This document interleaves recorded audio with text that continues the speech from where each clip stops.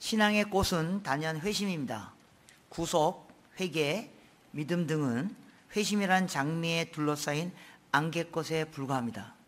문장이 멋있죠? 무슨 뜻인지 잘 모르겠지만 제가 다시 읽어드리겠습니다.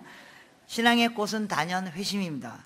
구속, 회개, 믿음 등은 회심이라는 장미에 둘러싸인 안개꽃에 불과합니다. 이런 멋있는 문장은 주로 제가 한 말 아니고 어디서 이제 베껴온 겁니다.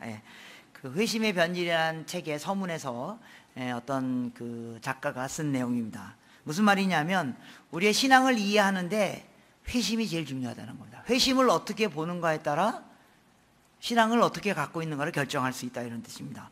회개, 믿음 다 중요합니다. 그러나 이 회심을 제대로 이해해야지만 우리의 신앙이 제대로 이해할 수 있다, 그런 뜻입니다. 여러분, 회심하면 딱 떠오르는 그림이 뭐예요? 회심하면 어떤 이렇게 점이 떠오르잖아요. 점, 그죠? 당신은 언제 회심했습니까? 저는 뭐 고등학교 때 회심했습니다. 저는 뭐 모태신앙입니다. 아니면 저는 뭐 어느 수련회 와서 회심했습니다. 그래서 점이 떠올라요. 초대교회에서는 회심을요, 선으로 생각했습니다. 그러니까 내가 회심했다는 말은, 즉 예수를 따르게 됐다는 말은 물론 어떤 순간에서 시작됩니다. 예수를 따르기를 시작한 그 한 시점에서 시작되지만, 그러나 그 시점부터 우리의 삶의 모든 영역이 점진점점 변화되어지는, 삶의 모든 영역에 점진적인 변화가 일어난 그 전 과정을 회심이라고 봤다는 겁니다. 그래서 구원을 단번에 이루었다고 표현도 하고 있지만 이루어간다라고 계속 성경에서 표현하고 있는 바로 이런 이유 때문입니다. 그래서 초대교회에서는 회심에 대한 고민들을 많이 했는데요, 여러분, 우리가 예수 믿는 것은요, 개종하는 게 아닙니다. 기독교로 개종하는 게 아닙니다. 그러니까 불교 믿다가 기독교로 개종하거나, 혹은 종교를 안 갖고 있다 종교로 개종하는 거, 기독교로 개종하는 게 아닙니다. 우리는 회심하는 겁니다. 회심이란 말은 무슨 말이에요? 마음을 돌이킨다, 그런 뜻입니다. 내가 이제까지 이렇게 살았는데 이제 이렇게 살기 시작했다, 그런 뜻이라는 겁니다. 그래서 회심은 한순간에 일어나는 일이지만 지속적으로 일어나는 삶의 변화를 회심이고, 그 변화를 제대로 확인해야지만 우리의 신앙을 확인할 수 있다, 이런 뜻입니다. 그래서 그 알란 크라이더라는 초대교회를 연구하는 한 신학자가 회심의 변질이라는 책을 썼어요. 그러니까 초대교회에서는 회심을 이렇게 이해하고 있었는데 오늘은 회심을 이렇게 이해하고 있다. 뭔가 회심이 변질된 거 아니냐. 이게 책의 주제입니다. 이 책에서 그분이 세 가지 단어를 얘기했어요. 이제 저기 뭐 처음에 영어로 나오니까 이제 영어로 단어로 belief, belonging, behavior. 신념, 소속, 행동. 그러니까 신념 혹은 믿음. 우린 도대체 무엇을 믿는가? 우린 도대체 어디에 소속되어 있는가? 우린 도대체 어떻게 살고 있는가? 이 세 영역에서 지속적인 변화가 일어날 때만 회심했다고 봤다는 것입니다. 그래서 오늘날은 회심한 사람에게 예수 믿었다고 생각하고 이제 세례를 주지 않습니까? 그럼 세례 주기 전에 세례 문답을 하잖아요. 그죠? 세례 문답. 그래, 세례 문답하고 그 다음에 세례 주잖아요. 그럼 세례 문답과 세례 받는 데까지 어느 정도 시간이 있습니까? 어느 정도 시간이 간격이 있습니까? 요새 보통 교회에서 토요일 날 세례 문답 받고 근데 주일 날 세례 받죠, 그죠? 주로 그냥 24시간 내에, 그죠? 그래서 세례 문답을 통해서 당신 예수를 믿습니까? 당신은 뭐 주를 섬기겠습니까? 그리스도를 따르겠습니까? 뭐 쭉 하고 그 다음에 그렇게 하겠습니다 하면 그 다음날 세례를 줬다는 겁니다. 초대교회에서는 세례 문답을 하고 세례 주는 데까지 3년 정도 시간이 걸렸다는 겁니다. 그러니까 세례 문답을 통해서 네가 이렇게 믿느냐? 난 주를 따르겠습니다. 이렇게 믿겠습니다. 이제 그렇게 사는지 봤다는 겁니다. 그래서 그 삶의 진정한 변화가 일어날 때만 회심했다고 봤다는 것입니다. 초대교회에 그래서 나온 그 초대교회 교인들을 교육했던 교리서, 그걸 디다케라 그러는데요. 디다케. 혹은 오늘 우리가 읽은 이런 서신서들, 그러니까 서신서들은 대개 초대교회 교리를 설명하는 겁니다. 그리스도인의 삶을 설명하는 겁니다. 이 설명의 내용에 보면 대개 이 세 가지가 있다는 겁니다. 우린 도대체 무엇을 믿는가? 우리는 어디에 소속되어 있는가? 우리는 어떻게 살 것인가? 이 세 영역에 지속적인 변화가 일어날 때만 회심했다고 봤다는 것입니다. 오늘 우리가 읽은 본문이 대표적으로 바로 그 세 영역을 아주 구체적으로 대표적으로 설명해 놓은 짧은 본문이지만, 우린 도대체 무엇을 믿는가? 어디에 소속되어 있는가? 어떻게 살고 있는가? 이 과정에 지속적인 변화가 일어나는 것을 오늘 본문에서 설명하고 있습니다. 오늘 본문을 보시면요, 13절에 그가 우리를 흑암의 권세에서 건져내사. 여러분 그가 이렇게 시작하지 않습니까? 그럼 성경을 읽으시다가 그가 이렇게 하면 누구예요? 하나님이 그런 뜻입니다. 주어가 안 나타날 때는 그건 하나님을 말하는 겁니다. 하나님께서 우리를 흑암의 권세에서 건져내사, 즉 우리를 구원하셨다는 겁니다. 그래서 우리를 구원하셨는데, 즉 우리가 구원받았는데 그것은 뭘 말하느냐 하면 그의 사랑의 아들의 나라로 옮기셨느니. 그러니까 하나님이 우리를 구원하셨다는 말은 그냥 이 세상에서 예수 믿고 죄 사함 받고 어느 날 천국에 뿅 가는 거 그 정도를 말하는 게 아니고 그의 사랑의 아들의 나라로 들어가는 거라는 겁니다. 그의 사랑의 아들 뭐예요? 예수님의 나라로 들어가는 거. 나라, 여러분 성경에서 나라 말할 때 그건 뭘 말하는 거예요? 통치를 말하는 겁니다. 통치. 그래서 우리가 예수 믿었다는 것은 그냥 죄 사함 받고 그냥 이 세상에 살다가 나중에 천국 가는 것 그 정도가 아니라 하나님의 아들 예수 그리스도가 통치하는 그 통치권 안으로 들어간다는 뜻입니다. 예수님의 통치 안으로 들어간다는 겁니다. 그래서 성경은 우리가 하나님 나라의 천국에 간다 이런 표현이 별로 없어요. 우리 어떤 표현이 많아요? 하나님 나라가 온다 이런 표현이 많습니다. 천국이 우리에게 온다. 천국이 너에게 있다. 하나님 나라가 너에게 임했다. 그래서 하나님의 통치, 하나님이 우리를 하나님의 아들인 예수 그리스도의 통치 안으로 들어가는 거, 그게 예수 믿은 거라는 겁니다. 자, 그래서 14절에 보면 그 아들 안에서, 즉 예수님 안에서 우리가 속량 곧 죄사함을 얻었으니, 우리가 예수님 안에서, 예수님으로 인해서 우리가 죄사함을 얻었다는 겁니다. 회심에 들어가게 됐다는 겁니다. 그런데 15절부터 17절까지 우리가 믿는 그 예수님은 어떤 분이냐 이거죠. 우리를 구원하신 그 예수님을 당신은 어떤 분으로 믿고 있냐 이거죠. 도대체 우리가 예수님에 대해서 무슨 믿음을 갖고 있는가, 그걸 얘기하는 겁니다.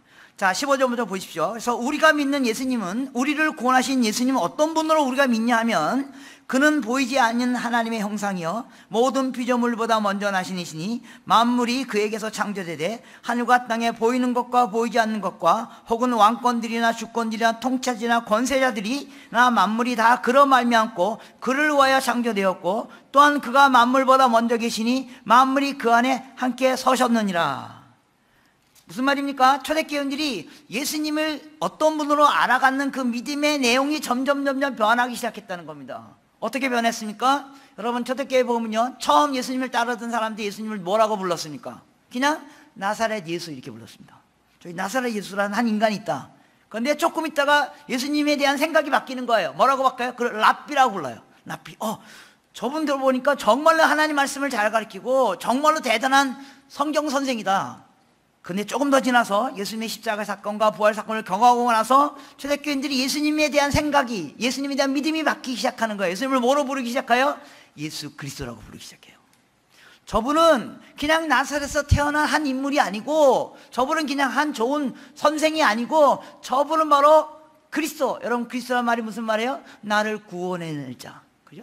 그래서 예수님이 나를 구원해낸 자다. 그래서 예수 믿고 내가 죄사함 받고 내가 영원한 생명을 얻는 그분이다 라고 생각했다는 겁니다. 그런데요, 조금 더 지나면 예수님의 생각이 더 발전합니다. 그래서 사도행전 후반부에 가면 제자들이, 초대교회 교인들이 예수님을 뭐라고 불러요? 주 예수 그리스도라고 불러요. 그러니까 나를 구원하신 그분이, 나를 구원하신 분 정도가 아니라 그분이 바로 내 인생의 주인이라는 겁니다. 이 생각의 변화가 일어났다는 겁니다. 그래서 오늘 본문에도 보면 예수님이 그냥 나를 구원하신 분, 그냥 메시아 정도가 아니라 16절에 바로 그분이 하나님이라는 것을 깨닫기 시작하는 겁니다. 이 생각의 변화가 일어나는 겁니다. 이게 한꺼번에 온 게 아닙니다. 점진적으로 초대교인들이 그 생각의 변화, 그냥 우리가 갈릴리에서 만났던 그분, 좋은 선생인 줄 알았던 그분, 우리를 구원하신 분인지 알았던 그분, 근데 그분이 바로 하나님이구나, 그분이 바로 창조주이구나. 15절에 그래서 그분이 바로 하나님이시구나, 예수님이 하나님이라는 사실을 그들이 점점 알아가기 시작해요. 그래서 그분이 바로 하나님으로 모든 피조물보다 먼저 나신 이시고, 16절에 만물이 그에게 창조되고 하늘에 보이는 것과 보이지 않는 것과 왕들이나 주권자나 통치자나 권세자도 다 그분 앞에 무릎 꿇게 될 그분이 바로 예수님이고, 바로 우리가 그분을 믿는 거구나. 이 생각이 바뀌기 시작했다는 겁니다. 여러분들은 예수님에 대한 생각이 어떻게 변화되고 있으십니까? 그냥 뭐 예수님 그런 좋은 선생님인 줄 알았는데 그분이 나를 위하여 돌아가신 예수님 구세주야. 예. 근데 거기서 한 걸음 더 나가야 돼요. 그분은 나를 위하여 돌아가신 분, 그리고 내가 그분을 믿으면 영원한 생명을 얻는 것 정도가 아니라 그분이 바로 이 세상을 창조하신 분이라는 겁니다. 그분이 바로 이 세상의 주인이라는 겁니다. 만물이 다 그분 앞에 무릎 꿇고 통치자나 권세자나 모든 만물이 그분께 예비하고 그분 앞에 굴복할 그분이 바로 우리가 믿는 예수 그리스도라는 겁니다. 여러분, 그래서 여기서 주라는 말은 당시 헬라어로 큐리오스 이런 뜻입니다. 큐리오스. 여러분, 큐리오스라는 말은 당시에 초대교회에서 당시에 누구에게만 붙이는 단어였어요? 황제에게 붙이는 단어였어요. 황제가 그들의 주인이었다는 겁니다. 우리가 황제가 하라는 대로 살았다는 겁니다. 황제에게 소속되어 있던 사람들이었다는 겁니다. 근데 그들이 뭐라고 얘기하는 겁니다? 황제, 더 이상 당신은 내 인생의 주인이 아닙니다. 예수 그리스도가 내 인생의 주인입니다. 예수 그리스도가 창조주이고 만물이, 당신도 결국 그분 앞에 무릎 꿇게 될 것입니다. 세상에는 모든 피조물이 결국 그분 앞에 무릎 꿇게 될 창조주이시고 온 세상의 주이신 그분이 바로 우리가 믿는 예수 그리스도십니다. 이 고백으로 고백이 점점 발전하기 시작했다는 겁니다. 이게 회심이라는 겁니다. 여러분들은 지금 어디쯤 와 계십니까? 많은 분들이 주는 그리스도시오. 네. 예, 예수님 믿고 그분이 주신 구원 때문에 그분이 왜 죄를 허락해 주시고 사해 주시고 그래서 우리가 영원한 생명을 얻게 되고, 그리고 그분 믿으면 그분이 우리의 기도에 응답하시고 그분이 우리의 필요를 채워주시고, 예, 주님은 나의 구세주입니다. 좋습니다. 거기서 머물러면 안 되고 그분이 나의 구세주일 뿐만 아니라 그분이 내 인생의 주인입니다. 네. 그래서 이제까지 내가 내 인생의 주인이 뭐였어요? 내 인생의 주인이 뭐 돈이었을 수도 있고 가족이 있을 수도 있고 혹은 세상의 권력이었을 수도 있고 혹은 내가 원했던 나 자신이 내 인생의 주인이었는데, 이제 내 인생의 주인이 내가 아니고 주님, 당신이 내 인생의 주인입니다 라는 고백으로 우리의 신앙이 넘어가야 돼요. 발전해야만 된다는 것입니다. 여러분, 초대교인들은요, 이 예수님이 그들의 자신의 인생의 주인이라는 고백을 했기 때문에 무슨 일을 당했습니까? 목숨을 내어놔야만 했습니다. 황제, 당신 내 인생의 주인이 아니고 예수 그리스도가 내 인생의 주인입니다 라고 고백하면서 그들은 목숨을 내놓아야만 했다는 겁니다. 예수님이 내 인생, 나를 구원하시고 예수 믿으면 천국 가고 예수 믿으면 영원한 생명 얻고 예수 믿으면 주께서 나를 공급해 주시고 채워주시고 그 정도가 아니라 예수 때문에 목숨을 오히려 내어놔야만 했다는 겁니다. 여기에 이르렀을 때 회심했다고 봤다는 겁니다. 여러분, 혹시 교회 왜 오세요? 죄송합니다. 제가 교회 오신 분한테 이렇게 신경질적으로 발음해서 어떻게 말하다 보니까 그렇게 나왔네요. 교회 왜 오세요? 교회 왜 오시는가 제가 가만히 봤더니 집에 가려고 오시는 것 같아요. 예배 끝나고 막 가. 당연히 가야죠. 빨리 1부 예배 끝나고 빨리 가줘야지 2부 예배 사람들이 오잖아요. 그죠? 그래서 아까 저한테 설교할 때 설교 부탁하신 목사님이 신신당부한 게 반드시 5분에 끝내줘야 됩니다. 안 끝나면 큰일 납니다. 그래서 제가 왜 여러분 빨리 가셔야지만 여러분이 또 오니까. 갈 걸 왜 오세요, 그러면? 왜 오냐면 천국 가려고 오시는 것 같아요. 여러분, 제 메시지 끝까지 들으십시오. 요거만 잘라서 인터넷에 올리면 저 큰일 납니다. 여러분, 교회 온다고 천국 가는 거 아닙니다. 엄밀한 의미에서 어떻게 해야지 천국 가요? 예수 믿어야지 영생 얻습니다. 예수 믿어요. 그럼 교회는 왜 오는 거예요? 예수 믿기 때문에 오는 겁니다. 천국의 영원한 생명을 얻었기 때문에 오는 거라고요. 얻기 위해서 오는 게 아니라, 물론 얻기 위해서 오는 분들도 있죠. 교회를 통해서 점점 이제 초신자에서 신앙을 얻게 되고 그리스도를 영접하게 되죠. 그럼 여러분들 나 그리스도를 영접하신 분은 그럼 왜 오시냐고요? 안 와도 되는데. 왜 오냐면 또 다른 영생을 얻고 뭘 얻고 얻으러 오는 게 아니고 예수 그리스도의 주인됨을 선포하기 위해서 오는 겁니다. 예수님 내 인생의 주인이라고요. 이제까지 내 인생을, 여러분, 예수 믿어도 예수님을 내 인생의 주인으로 모시고 살지 않을 수도 있습니다. 틀린 말인 것 같지만, 예수를 믿기는 하지만 예수를 따르지는 않을 수 있다는 겁니다. 예수 믿는 거요, 믿기 되기까지 과정이 어렵지 믿음은요 너무 쉬워요. 제 말이 좀 너무 품위가 없는 말인 것 같은데 믿기만 하면 천국 갑니다. 예수 믿기만 하면 영원한 영생은 없습니다. 그러면서 예수 믿는 것은 쉬운 일일 수 있습니다. 그런데 예수를 내 인생의 주인으로 모시고 사는 게 어렵다는 겁니다. 초대교회는 그 삶이 나타나지 않으면, 예수님이 인생의 주인님이 삶으로 나타나지 않았으면 아직 회심하지 않았다고 봤다는 겁니다. 어떤 작가가 이런 책을 썼습니다. 당신은 예수의 팬입니까? 예수의 제자입니까? 예수님 너무 좋아요. 우리 찬양할 때도 막 그러죠. 예수님 너무 좋아요. 예수님 너무 사랑합니다. 너무 좋아요. 왜? 예수님이 내게 필요한 걸 다 채워주니까요. 구원 주셨고 죄사함 주셨고 내가 기도할 때마다 응답해 주시고 너무 좋아요. 근데 예수님을 따르진 않아요. 여러분, 예수 믿으면 대박 치는 거 아닙니다. 예수 믿으면요 대로가 열리는 게 아니고요, 예수 믿으면 좁은 길로 가는 겁니다. 예수 믿으면 좁은 길로 가는 거라고요. 예수 믿고 천국 가는 거 좋습니다. 예수 믿어야지만 그 길에 우리가 도달할 수 있습니다. 동시에 예수님을 내 인생의 주인으로 사는 거 훨씬 어려울 수 있습니다. 초대교회는 예수님을 내 인생의 주인으로 모시는 일이 일어나지 않았다면 회심하지 않았다고 봅니다. 두 번째, 초대교회 안에서 일어났던 중요한 변화는 소속의 변화입니다. 소속의 변화. 18절, 19절의 말씀입니다. 19절부터 읽으시면 좋겠습니다. 아버지께서는 모든 충만으로 예수 안에 거하게 하시고, 그리고 18절로 넘어가서 그는 몸인 교회의 머리이시라. 네, 무슨 뜻이에요? 아버지의 모든 충만이 예수님 안에 있다는 겁니다. 그러니까 여러분, 성경에 이런 단어들이 굉장히 추상적인 단어잖아요. 하나님의 충만이 예수 안에 있다. 이게 무슨 뜻이에요? 이 충만이라는 단어 뭐예요? 그러니까 쉬운 말로 표현하면 이런 거예요. 여러분들이 하나님에 대해서 경험하고 싶은 모든 것, 하나님의 사랑, 능력, 하나님의 위로, 하나님의 권능, 하나님의 영광, 하나님에 관한 모든 게 다 예수님 안에 있다는 겁니다. 그리고 그 예수님이 바로 교회의 머리라는 겁니다. 그래서 우리가 하나님에 대해서 경험하고 싶은 모든 것을 어디에서 경험할 수 있냐면 교회 안에서 경험할 수 있다는 겁니다. 왜? 이 교회의 머리가 예수님이기 때문에요. 소속입니다. 어디에 소속되어 있는가? 과연 우리 정말로 교회에 소속되어 있는가? 네.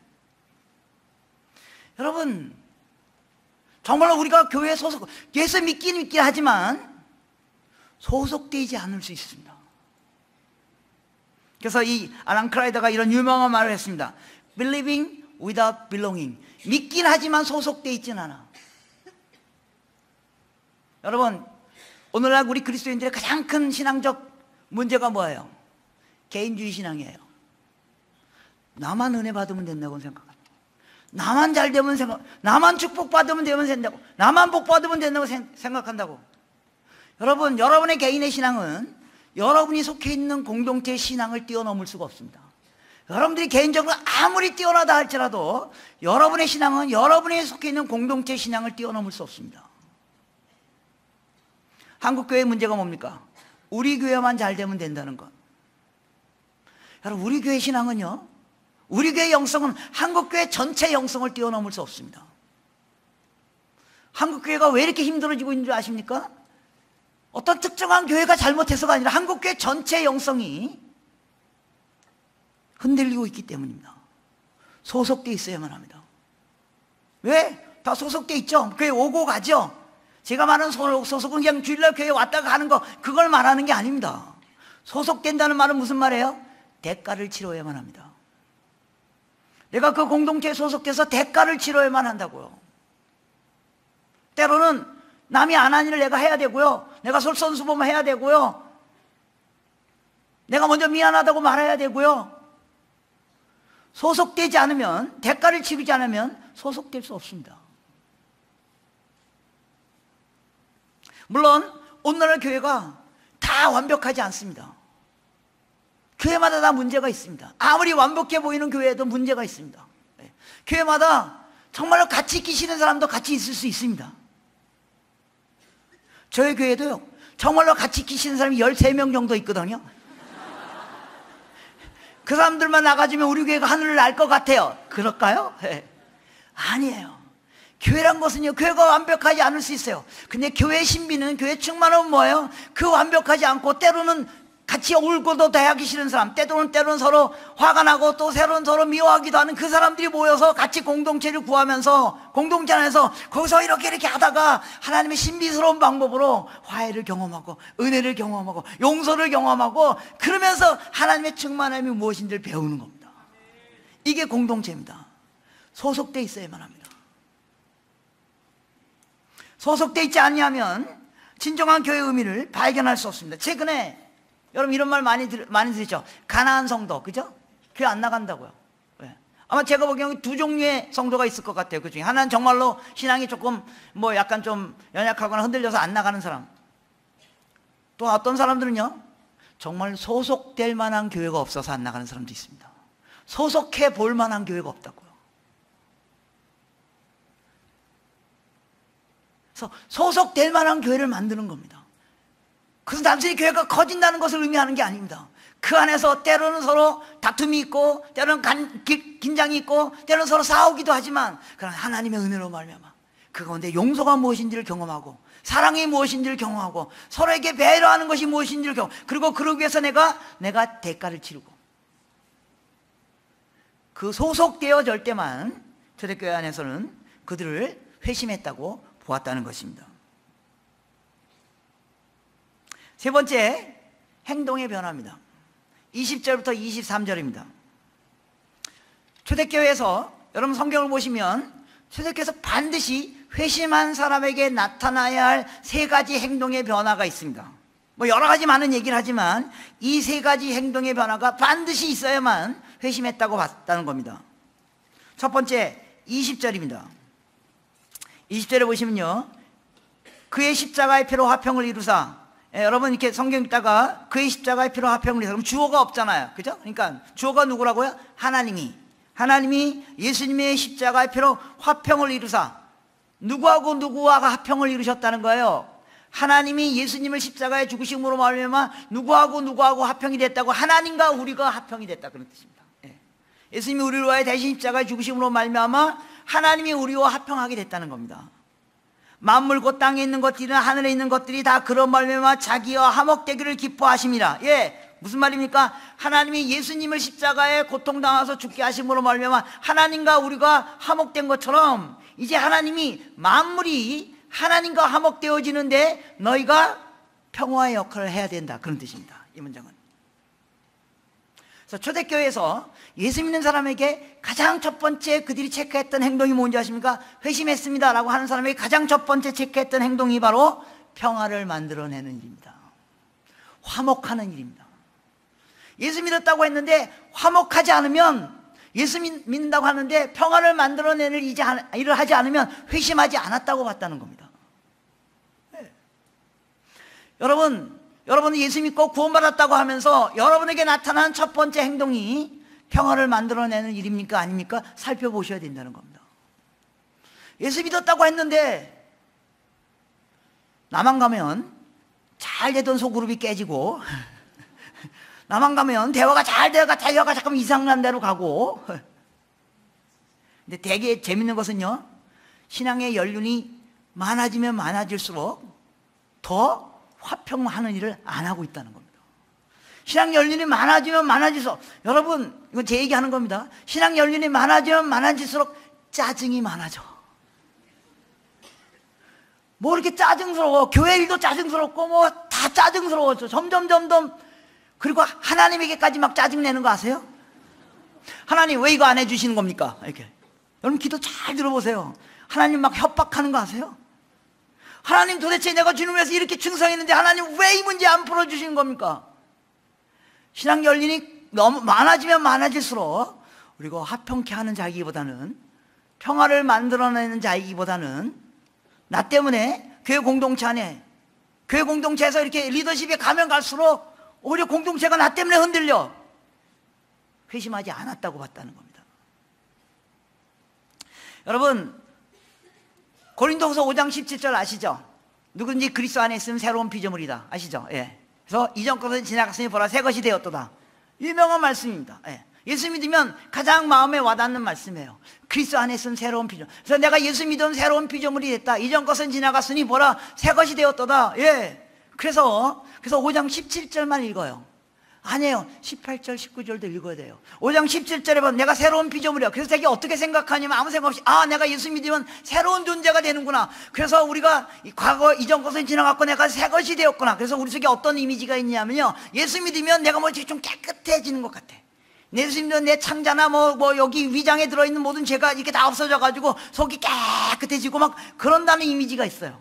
그래서 예수 믿으면서 얼굴도 환해지고, 그래서 은혜 받고 은혜 받으셨더니 얼굴이 환해지셨네요. 막 이런 이미지가 있어요. 맞아요. 그런 부분이 있어요. 그런데요, 18절 19절도 읽으셔야 돼요. 18절 19절에 뭐라고 되어 있습니까? 새로운 피조물이 됐다는 말이 무엇입니까?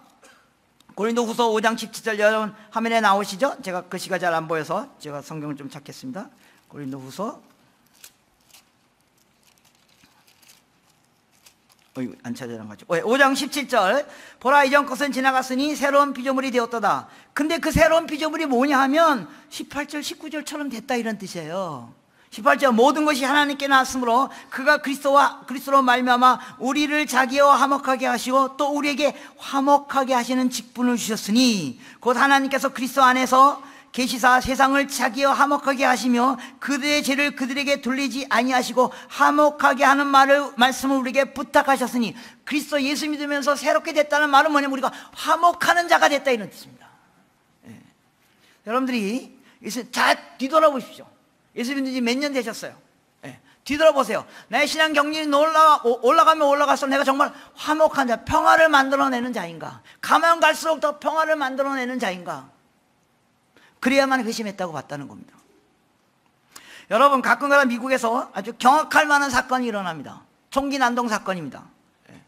한 번은 어마어마한 총기 난동 사건이 일어났어요.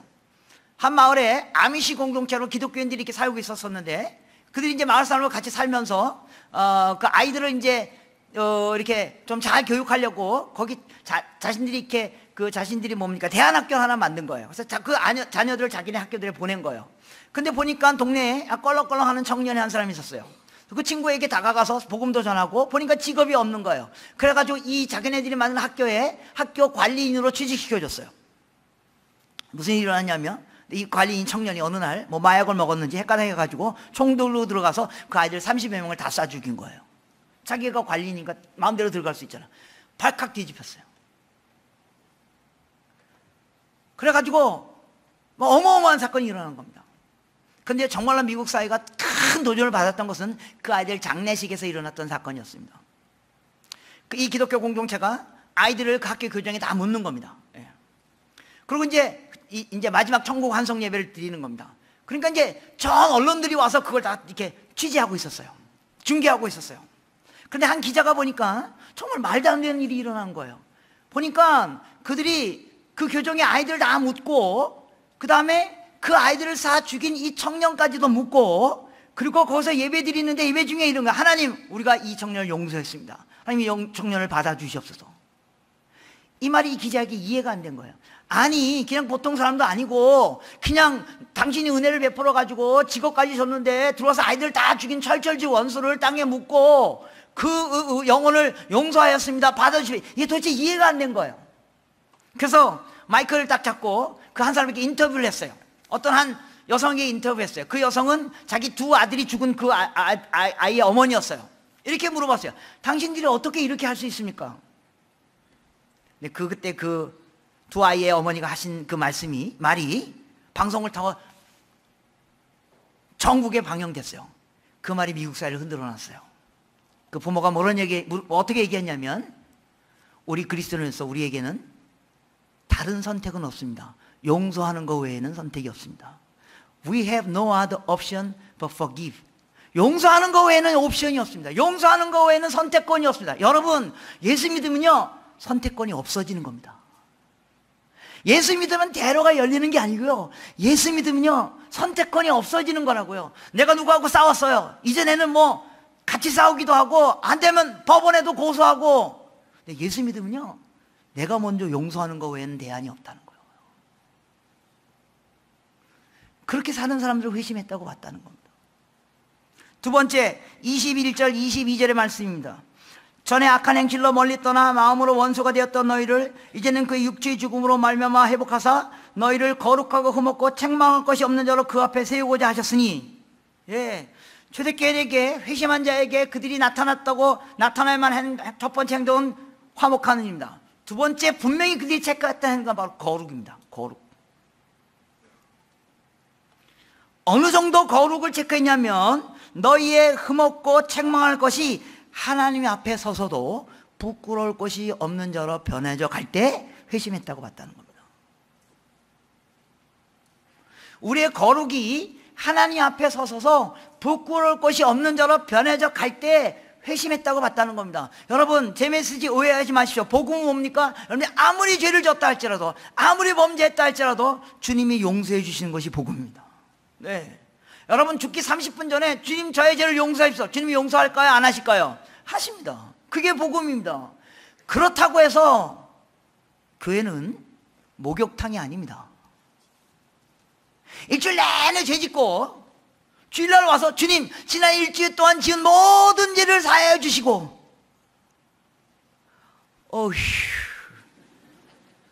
그리고 또 일주일 동안 나가가지고 개판 살다가 또 주일날 와서 지난 일주일 동안 지은 모든 죄를 사하죠. 여러분, 주일날 예배 드릴 때 그 예배, 공예배 그 기도에서 이 기도가 첫 번째 기도잖아요. 하나님 뭐 거룩하신 하나님 다 부르고, 그 다음에 하나님 지난 일주일 동안 지었던 모든 죄를 사하여 주십시오. 그때 여러분 큰 위로를 받으시죠? 네, 위로를 받으셔야 됩니다. 네. 그렇다고 해서 교회는 마약 먹는 데가 아닙니다. 일주일 동안 마음대로 살고 주일날 와서 한번 싹 씻고, 그리고 또 가서 대충 살고 주일날 와서 싹 씻고, 예, 그래도 주님이 용서하실 것입니다. 그렇다고 해서 하나님은 우리에게 뭘 요구하시냐면, 너희가 정말로 회심한 자들이냐? 너희 거룩이 하나님 앞에 서서도 부끄러울 것이 없는 자로 변해져 가야만 한다. 그런 자들을 회심했다고 봤다는 겁니다. 여러분, 혹시 텔레비전 프로그램 자주 보시죠?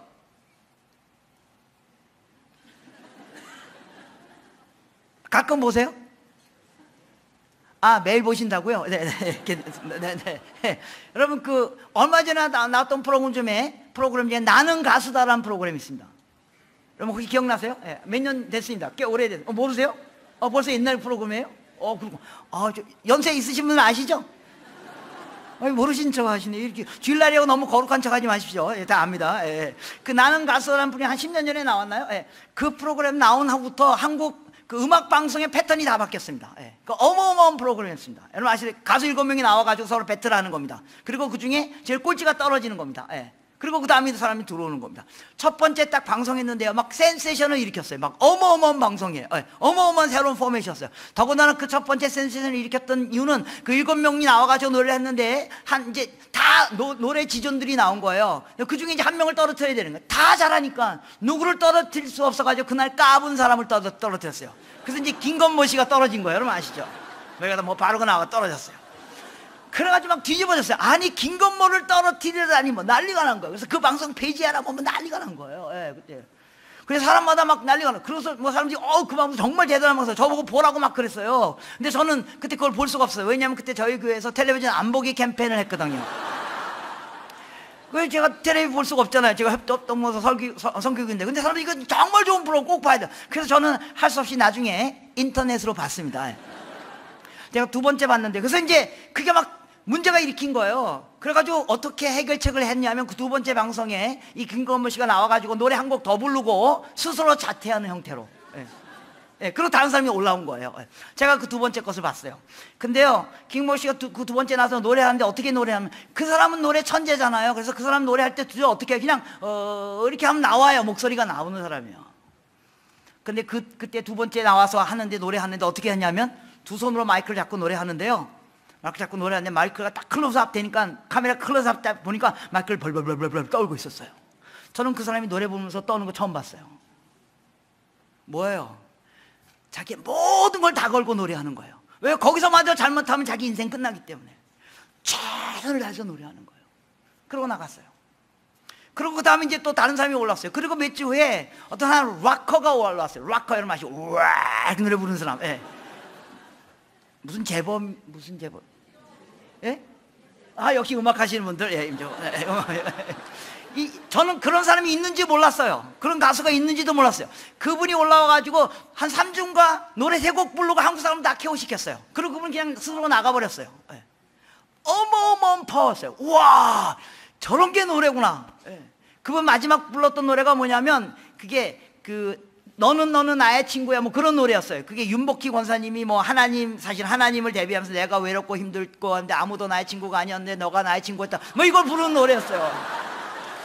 근데 이분이 그 노래를 부르는데 이렇게 무릎 딱 꿇고 막 눈물을 팍 벌리면서 땀 팍 벌리면서 그 노래를 부르는데요. 나중에 알아보니까 저 들었어요. 알아보니까 그분이 사실은 뭐 유명한 분의 아들이었는데 뭐 저거 해가지고 방송도 못 나가고 뭐 자기 아내가 또 병 걸리고 뭐 너무너무 어려운 상황에 정말 아무도 나에게 친구가 없었는데 너만이 나의 친구야. 그래서 눈물을 흘리면서 부르는데 저도 그거 부르면서 그래 내가 힘들고 어려울 때 네가 나의 친구였지 하면서 저도 막 눈물 막 흔들면서 막 어마어마한 감동이었어요. 여러분 그게 왜 우리에게 감동이었어요? 우리 그 프로그램이 우리에게 준 메시지가 뭐예요? 그 가수들이 무슨 얘기를 하는 거예요? 내가 가수라는 겁니다. 가수라면 이 정도 노래 해야 된다는 겁니다. 거기에 우리가 보인 반응이 뭐예요? 니네 진짜 가수다. 가수라면 그 정도 해야 된다. 니네 진짜 가수 맞다. 이게 감동이었습니다. 여러분 저와 여러분들이 세상에 나가서 나 그리스도인이다, 나 목사다, 나 장로다, 나 선교사다, 나 그리스도인, 나 집사다, 이 정도면 집사답지, 이 정도면 장로답지, 그렇게 하실 수 있으십니까? 성경에서 초대교회에서 말했던 회심은 그냥 예수 믿고 천국 가는 것 거기에 머물러 있는 것이 아니라 그냥 죄 짓고 또 와서 용서받고 죄 짓고, 예 주님이 용서해 주십니다. 제 메시지 오해하지 마십시오. 그러나 정말로 하나님이 원하시는 것은 우리의 거룩이 하나님 앞에 서서도 부끄러울 것이 없는 자로 변해져 가는 거, 그런 걸 회심이라고 봤다는 겁니다. 세 번째 23절입니다. 반드시 이 행동이 나타나야만 회심한 자라고 봤다는 겁니다. 23절에 만일 너희가 믿음에 거하고 터에 굳게 서서 너희 들은 바 복음의 소망에 흔들리지 아니하면 그리하리라. 이 복음은 천하 만민에 전파된 바 나 바울은 이 복음의 일꾼이 되었노라. 예, 초대교회에서는요 복음이 땅 끝까지 전파되는 일에 참여하지 않으면 회심하지 않았다고 봤다는 겁니다. 왜 그렇습니까? 23절에 보세요. 너희가 믿음에 거하고 터에 굳게 서서 너희의 들은 바 소망에 복음의 소망에 흔들리지 아니하면, 여러분 우리의 소망이 뭐예요? 저 여러분들의 소망이 뭐예요? 여러분 다 소망이 있으시죠? 예, 우리가 다 중간적인 소망이 있어요. 근데 우리의 최종적인 소망이 뭐예요? 주님 다시 오시는 거예요. 주님 다시 오시는 거예요. 여러분 주님 다시 오시길 정말 소망하십니까? 예, 제가 요 정도 반응 나올 줄 알았어요. 제가 할아버지 할머니 있는 데 가서 여러분 오늘 밤이라도 주님 오시기 원하십니까? 그러면 아멘 하고 난리가 나요. 다 사셨다 이거죠. 주님만 오시면 된다 이거죠. 제가 좀 인생이 남아있는 분들에게 가서 여러분 오늘 밤에도 주님 오시기 원하십니까? 막 아멘, 오시려면 오시고 말이야. 세상이 재밌거든요. 얼마나 재밌으세요? 세상이 풍요롭거든요. 얼마나 풍요로우세요? 주님 오시면요 우리가 황금길을 걷는 것 같다고요. 거기 눈물도 없고 슬픔도 없고 애통한 일도 없고 그런 날이 온다고요. 이게 주님이 오시는 날. 주님 오시면 이사에서 있는 것처럼 어린아이가 손 놓고 독사울에 손 놓고 장난쳐도 물지 않고, 사자가 염소와 함께 풀을 뜯고, 사자와 염소는 같이 있으면 뭐예요? 서로 잡아먹고 죽이려고 그러잖아요. 서로 잡아먹고 죽이려고 하는 사람들이 함께 있고 같이 풀을 뜯고, 사람들이 창과 칼을 꺾어서 보습을 만들어서 평화를 만들어내는 진정한 평화, 진정한 샬롬, 그날이 언제 오는지 아세요? 주님 오실 때 오셔요. 네.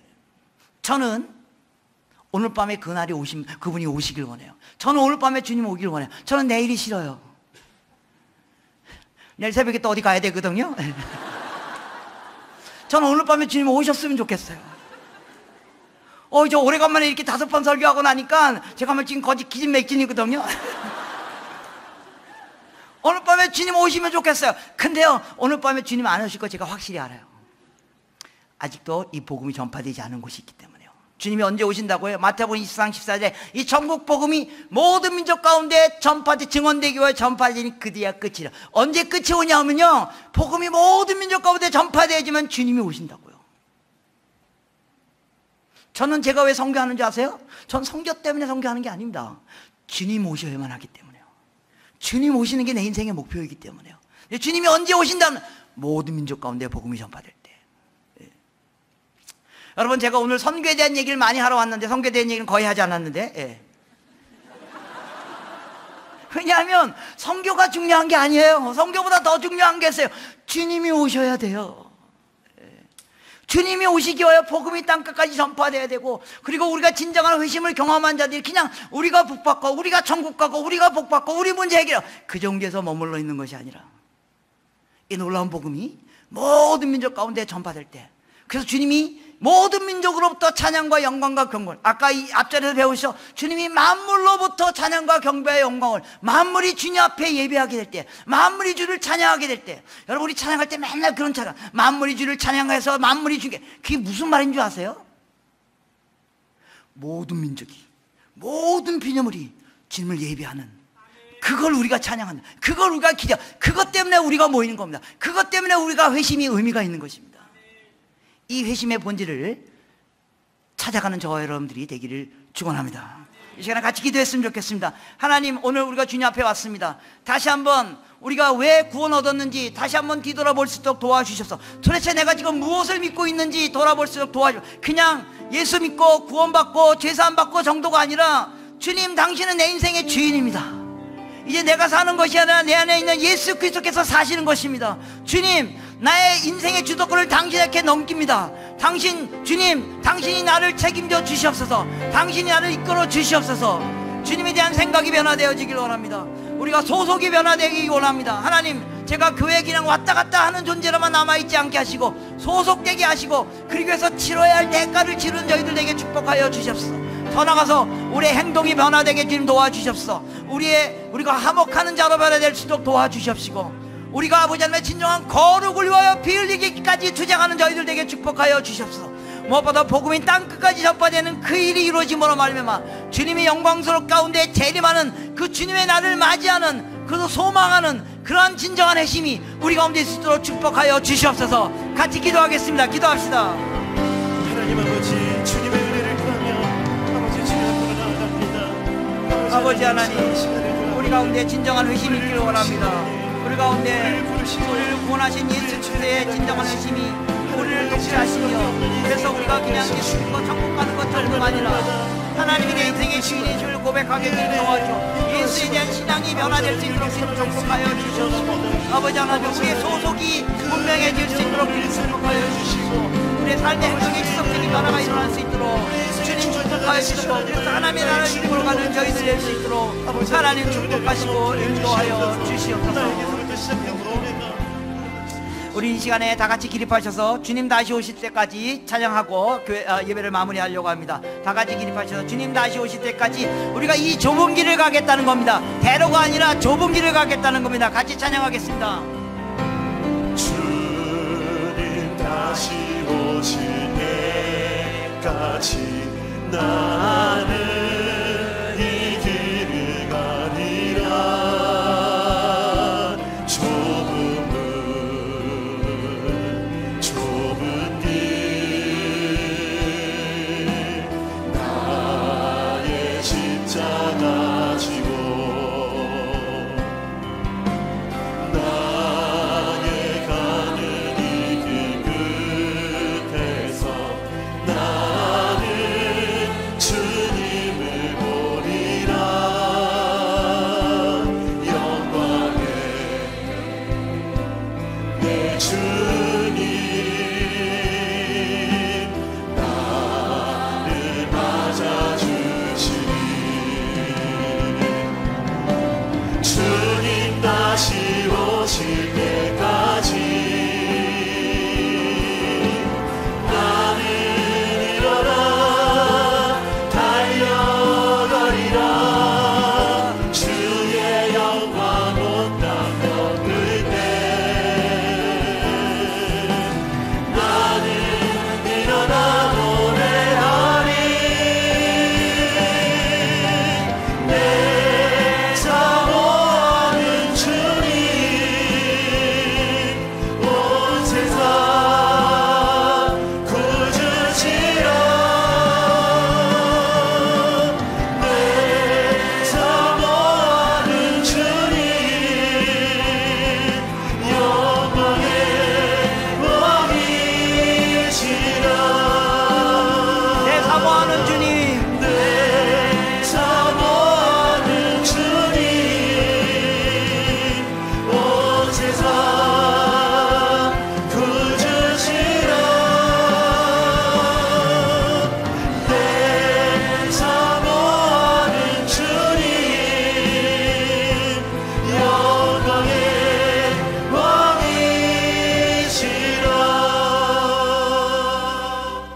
기도하겠습니다.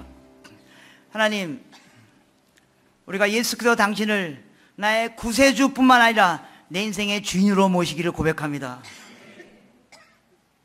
내가 더 이상 그냥 왔다 갔다 하기만 하지 아니하고 소속될 수 있도록 주님 도와주시옵소서. 그래서 그 가운데서 하나님의 충만을 경험하는 저희들에게 축복하여 주시옵소서. 하나님, 우리의 믿음이 행동으로 나타날수록 도와주시옵소서.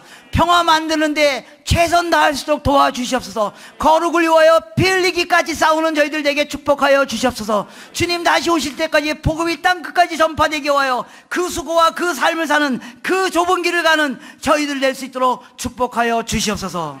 지금은 우리 구주, 우리를 구원하신 예수 그리스도의 은혜와 온 땅을 구원하시며 복주시기를 원하신 하나님의 무한하신 사랑과 성령님의 감화 감동 역사 함께 하심이 다시 한번 진정한 회심자로 살기를 원하는 우리 모두에게 지금부터 영원토록 함께 하기를 축원하옵나이다.